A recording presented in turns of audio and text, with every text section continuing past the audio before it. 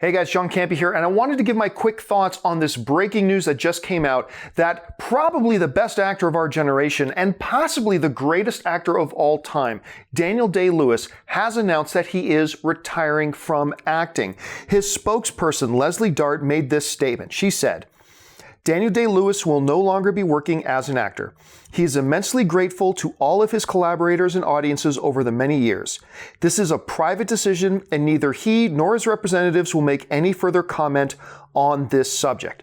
Now, Daniel Day-Lewis does have one more movie coming out, but it appears that the run of one of the greatest actors of all time is over. Like we mentioned, Daniel Day-Lewis won 3 Academy Awards for Best Lead Actor and was nominated 5 times. He won Academy Awards for There Will Be Blood in 2007, My Left Foot in 1989, and Lincoln in 2012, also being nominated for Best Lead Actor in The Name of the Father and for Gangs of New York in 2002. Now, as I mentioned, he's got one more film coming out in December of 2017. It's an untitled movie right now in the high fashion world that he also, once again, teamed up with director Paul Thomas Anderson, who directed him to a Best Actor Academy Award in There Will Be Blood. And just on a personal note, Daniel Day-Lewis's performance in There Will Be Blood, in my personal opinion, I've said this over the last number of years, I believe is the greatest single acting performance in a major motion picture I've seen in my lifetime. Maybe the best of all time. I mean, him winning that award as Plainview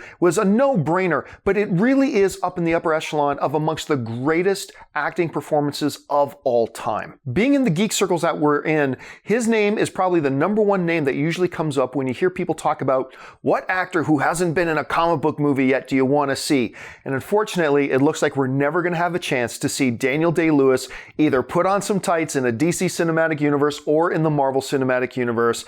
It's going to be our loss. My final thoughts on this are simple.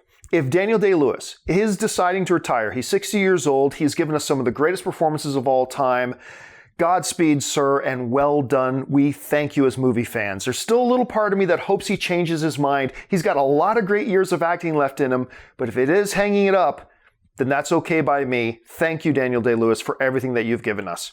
Anyway, make sure you keep looking around the interwebs for developing news on this story. Thanks for joining me. My name's John Campea.